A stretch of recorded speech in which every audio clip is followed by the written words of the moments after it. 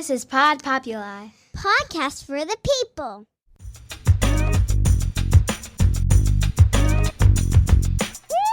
The Great Love Debate.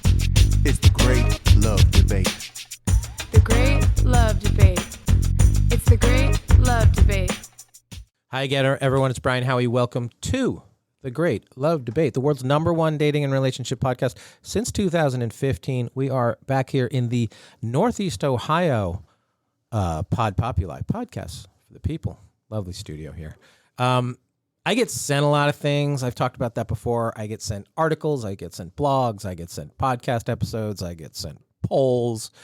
And publicists reach out to me. Sometimes I get offered guests. And recently, I sort of had a perfect storm here. I knew I was going to be in Northeast Ohio at Pod Populi, podcast for the people, recording an episode. And I had somebody reach out to me.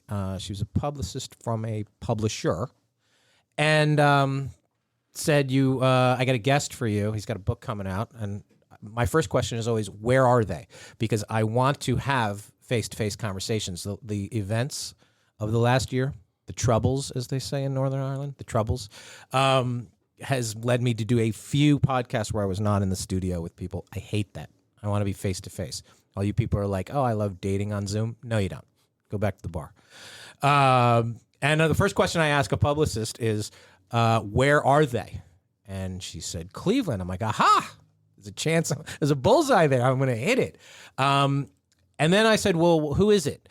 And I'll get into who it is in a second, but fortuitously and coincidentally, this was somebody whose initial blog that brought him to fame was sent to me about 3 or 4 years ago, and I was fascinated by it. And I was going to do an episode on it without him in the house because I had so many questions about it and thoughts about it. And so, as luck would have it, he not only has this blog that I'm going to get into the substance of it in a minute, he has a new book coming out. It is called This Is How Your Marriage Ends, just in time for the holiday season. Matthew Fray, how are you? I'm excellent, sir. How are you? Thank you very much for having me. I need to hear your whole story, but I'm going to jump in sort of in the middle of your story. You decide to write a little bit of a falling on the sword, taking personal responsibility, self-analysis. What happened? What went wrong? How can we do better? A lot of it in a blog called She Divorced Me Because I Left the Dishes by the Sink. And millions of people shared that, read it. Obviously, you always hope something would happen like that, I think, or where you're like, oh my God, no. No.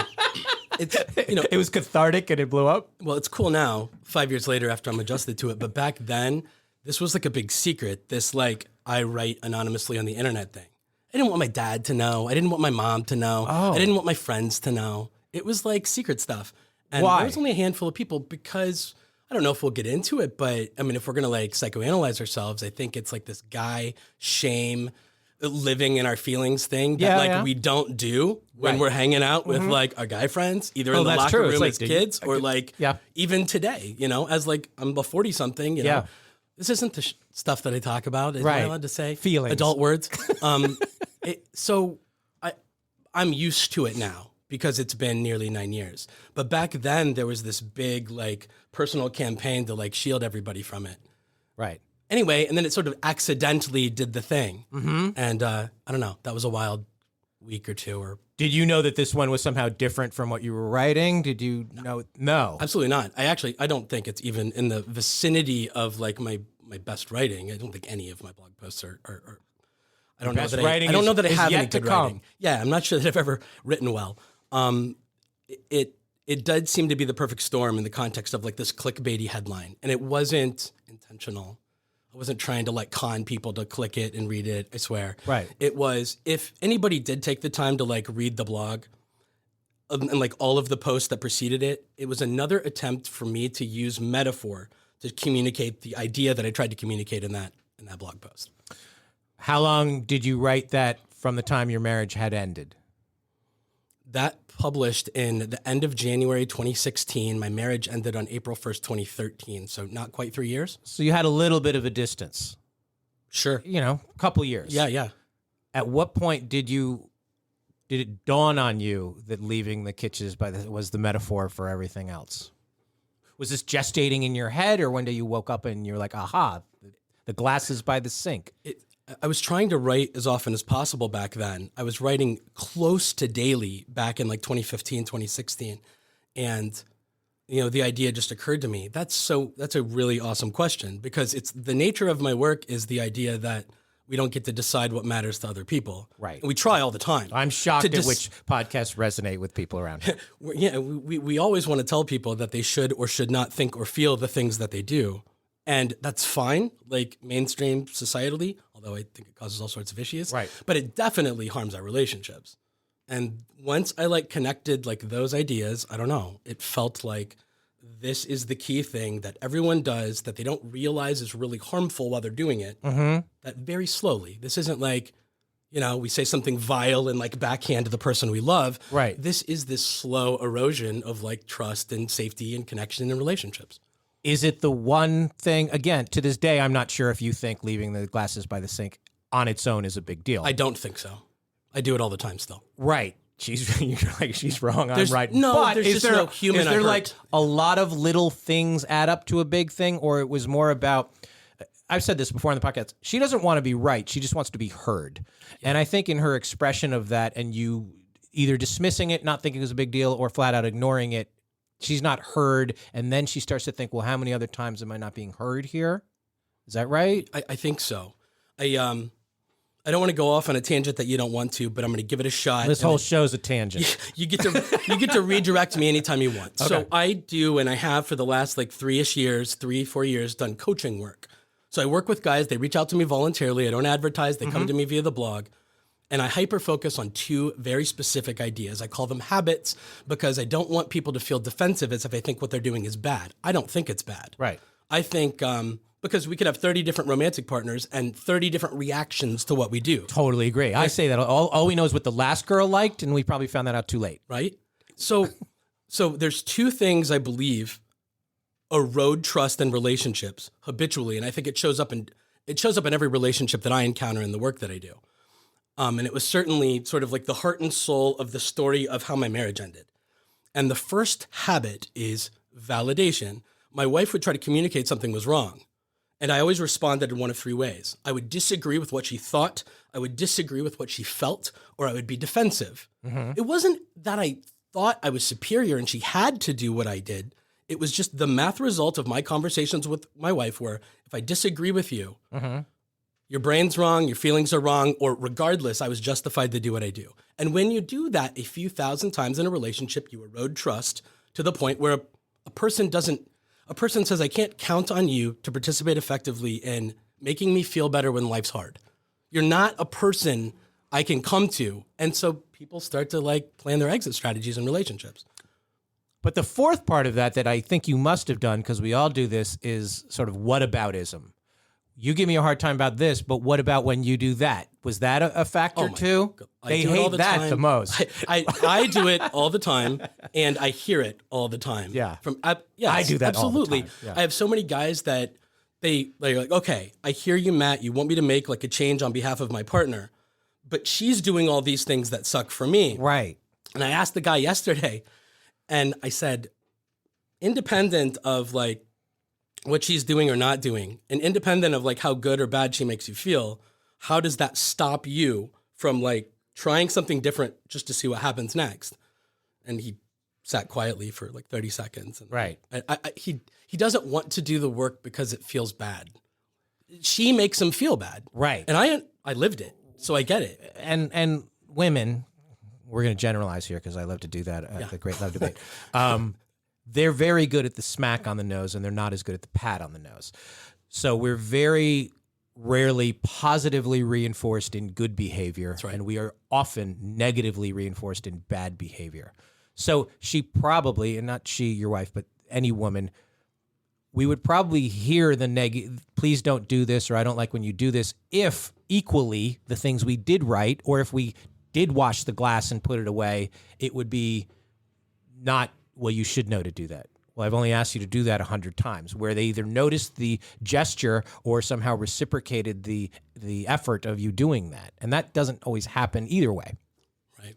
I can't remember exactly what my wife used to say to me, but it was this notion of like, you know, what do you want me to like throw my clothes off and like give you a cookie and tell you how great you are for doing this thing that like to me feels so like you just should do it. Right. That was more or less her take. I'm certainly being hyperbolic about things she might have said. Did you try and break down ever? Did you try and say, why does this matter to you? And then say, here's why it doesn't matter to me. Is there any that negotiation doesn't happen? No, but that's a massive part of the work that I try to do with these guys. I'm like, instead of this auto invalidation of this other person with whom you disagree. And I'm like, I'm on your side as a human being. You're allowed to disagree. Right. I don't think you should agree with your partner. I don't. Right. But if you want to have a healthy relationship with them, the message can't be what you think and feel doesn't matter to me. Right. So understand it. Seek to understand. Is it a game of whack-a-mole where I got the glass thing right, and now she's going to move on to the next thing? A lot of guys think that. And so thank you. It's the perfect segue. Because if that's the only thing I'm doing wrong, I'm fantastic. Yes, sir. Yeah. It's the perfect segue to habit number 2 in my work. Because I get all of these guys that are like, it's always something new. There's 1,000 different things she has the same message about. And if I do this right, or if I don't do, it's like, it doesn't matter because there's always a new thing. And I try to gently reframe it. I'm like, no, guys, it's just one thing. And it is. And it is this notion of the habit, I call it consideration. And it's a weird word. And, you know, when I grew up, I heard the word considerate. I thought it just meant be polite, well-mannered. Consideration, I think about like this. I've had a million wives and girlfriends, hundreds, not millions, come to me and say, Matt, I am married to somebody. So, okay, in my life, there's me, there's my husband, there's my children, and we are all individually like variables in the math equation I use to make a decision. There is no choice I make, including like when to schedule a hair appointment, that I don't factor in my husband's schedule, my husband's preferences, my kids' extracurricular activities, all of these things are constantly being like weighed and judged and evaluated. And I do the best I can to not let a decision I make inadvertently harm any of them or force them to like have some sacrifice that they have to make on my behalf. Right. But I'm married to somebody who doesn't do that step. He doesn't do that work. It's just like him and then the equal sign and then whatever choice he makes. Right. And she's like, he's not mean. He's not bad. He's not trying to hurt me. But frequently, there's evidence that he makes a decision that he just failed to consider what would happen to me, what would happen to the kids, what would happen to the family if he made that choice. It could be something relatively minor, like staying late at work and not communicating it. Right. Or it could be something major, like buying something for $100,000. And so in that scenario, the wife and the mother says, the worst case scenario is that my husband thinks about me. He doesn't give a shit.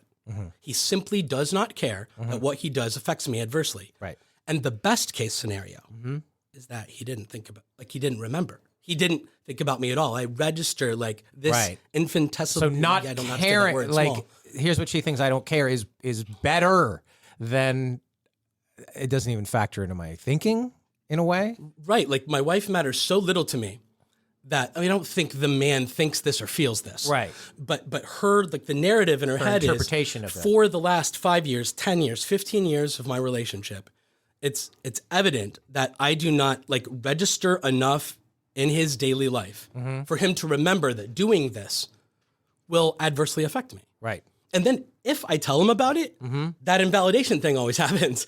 The thing you think, the thing you feel is wrong, or he'll defend himself. See, I think there's a way to do this, both from the perspective of a man and from a woman, that actually can make it fun. So let's just say most of my girlfriend issues stem around like the bathroom. I drip water all over the place. I leave towels in the wrong place. I don't squeegee showers in places where that really bothers girls, that there's streaks on the shower. I get it. All that.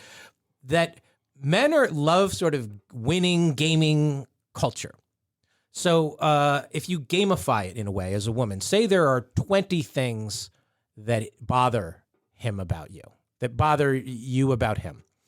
And let's say number one is he leaves the glasses by the sink.